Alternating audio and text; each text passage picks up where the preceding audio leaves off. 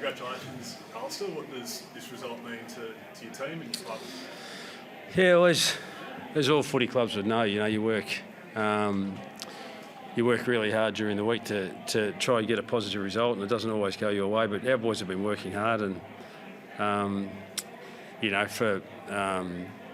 credit to the Eagles. They were terrific in the last quarter.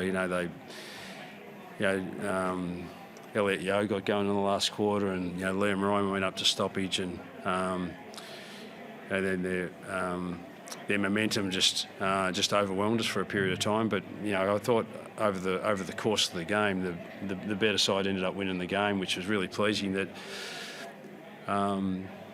we fell behind late. I think the Duggan concussion might have helped us a little bit because it just sapped a little bit of momentum out of the game. They were well on top at that point in time, so that just allowed us to just settle a little bit, and we were able to kick a couple of goals to get ourselves back in front. But it was full of heart and spirit, and a lot of the stats that we're searching for around pressure and our contested ball and our clearances and those sorts of numbers were really, really good over the course of the day. Even in the last quarter, when the game was going against us in terms of momentum, our boys were still trying to apply the pressure to the West Coast Eagles side, and to their credit, they were just too good for a period there in the last quarter. And but in the end, we were able to rebound late and kick those 2 goals to get ourselves in front. What did you make of the holding the ball free kick for Simpkin to kick that goal late in the contest? It's probably going to be the talking point for the weekend. Yeah, I actually haven't seen it. You just hear the whistle blow and just hope that he points his arm in the direction of your side winning the free kick. But this is the hard thing for the umps. They're making hundreds of decisions a game. Not just the ones that they actually blow the whistle, but they're making a decision all the time on what aren't free kicks or what aren't marks and that sort of stuff. So they've got a really, really difficult job, and it'd be disappointing given that there was 150 tackles or something in the game that they just pinpoint one. But when it's a close game, you can understand that fans would be upset. But I haven't even looked at it, so I don't even know if it was a free kick or not. But the umps are the best ones to talk about that rather than us. You mentioned how hard the guys have been working. What's the pride levels for you to come over here and get a win? Yeah, well, it's as the Demons found out three weeks ago when they came across it. It's not easy to win games of footy here, and West Coast have been playing some good footy. They had an aberration against Adelaide when they went to South Australia, but by and large their last 6 weeks have been really, really strong. So obviously they were hurt a little bit with Kelly and Reid out of their midfield with big losses to their side, and we were able to take advantage of that a little bit because they're great players, and it meant that their midfield was a little bit weakened. But as we saw in the last quarter, when Yeo gets going, anything can happen for their side too. So we knew it was going to be a tough contest. But we're really pleased that our effort that was there, and irrespective of the win or loss, I know that we're so pleased that we get reward for a lot of our effort, but we're really, really pleased with the manner in which we went about it today. And if we continue to play like that, we'll give ourselves chances to be in games, and that's what's been lacking in our side, to be competitive long enough in games. And today we were able to do it for longer, and it gave us a chance to win the game. How significant was it to get the win, first win of the year, and really just break that bar? Yeah, well, it didn't look like it was going to be that way. 25 minutes into the last quarter, and Waterman kicked that goal to get them in front, and it's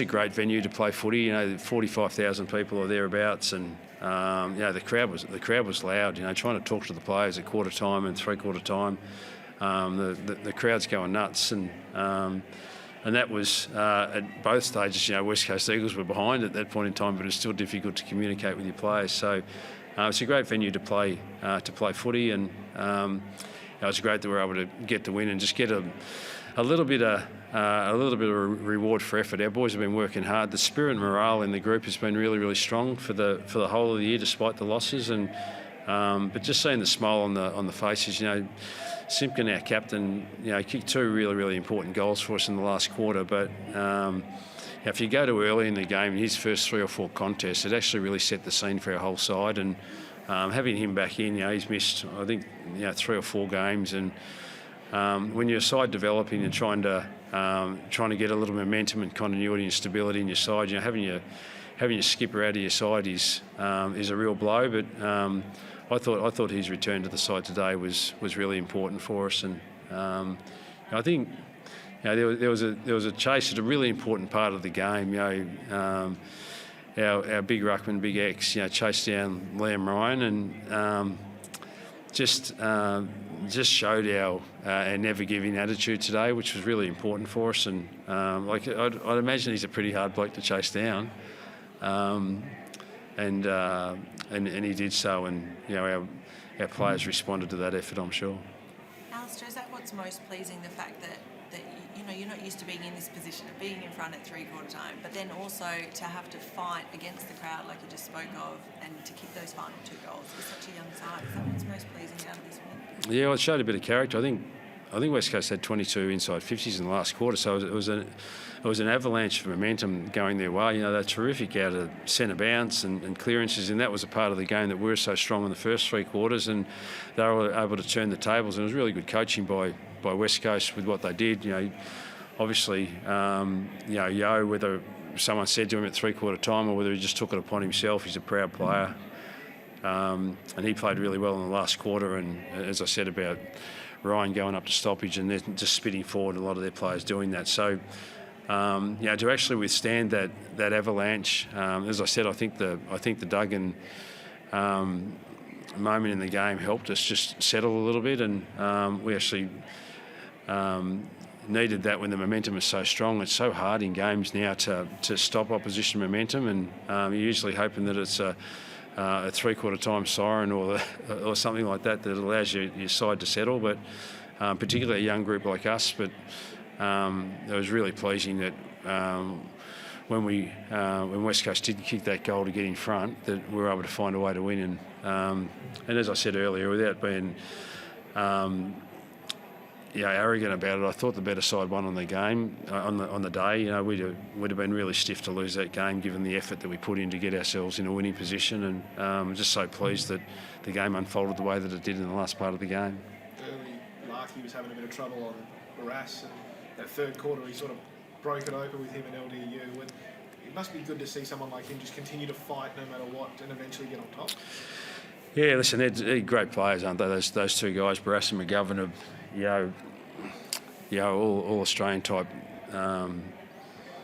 key position players for them, and for Nick to be able to get his opportunities and take them, kick 5 straight, and in a pretty low scoring game, those 5 goals are pretty pivotal. And I thought those 2 guys for the West Coast side were pretty strong early.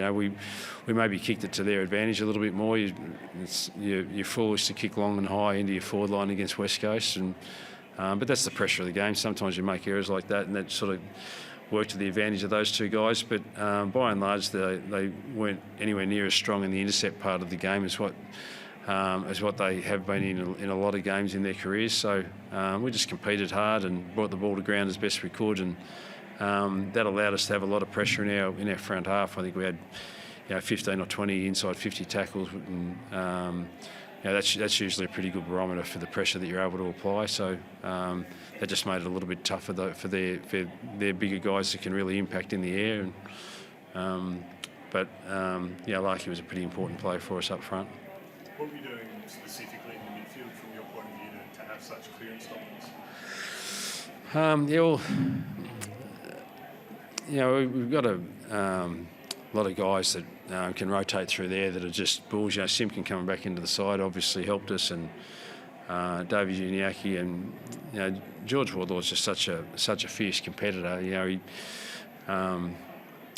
He's just bull at a gate, and sometimes with that frenetic approach, he'll make some errors with the footy in his hand as he's trying to get out of stoppage. But I just thought our collective group in there just put enormous pressure on the West Coast side, and they were able to apply a fair bit of pressure to us as well, and we made plenty of errors in there. But I just thought over the course of the game, we're able to sustain that effort in the middle of the ground on a consistent basis. And ultimately, if you do that more than the opposition, which we're able to do today, then the footy gods should smile upon you, and they smiled upon us today, which is really pleasing for them because they've put in so much hard work, and just a little bit of reward for effort came our way today. Alistair, the critics have been pretty harsh on where your rebuild's at compared to the likes of Hawthorn and the Eagles. You come away with the win today. Do you think that sort of gets them off your back a little bit? Oh, we know where we're at as a footy club, and we know that that those who commentate on the game, are just doing it from afar. They don't know the inner workings of our footy club and what we're trying to do, and it doesn't necessarily mean that we're trying to lose games of footy. We're trying hard, but we'll be making decisions that are for in the best interest of the long term of the footy club, and we're looking for different things rather than just necessarily wins. Everyone else is just looking at the win-loss column. Our wins are, the amount of debutants we have, the amount of game time, the exposure that they have to playing positions, and we could very easily go a different path and recruit some more experienced players and play some more experienced players, but in the long term for the footy club, we think investing in the young and the youth is what's going to allow us to climb the ladder the quickest at some point in time, and we're pleased we're taking that path. It's a difficult path, but a lot of clubs have been there before, and Carlton have climbed the ladder doing it this way. Melbourne have climbed the ladder doing it this way. The previous club I was at in Hawthorn climbed the ladder doing it this way, and when you do it that way, when you do climb, it gives you an opportunity to sustain that and stay up there for a period of time. That's what we're trying to do. Good on you guys. Thank you. Thank you. Well, safe.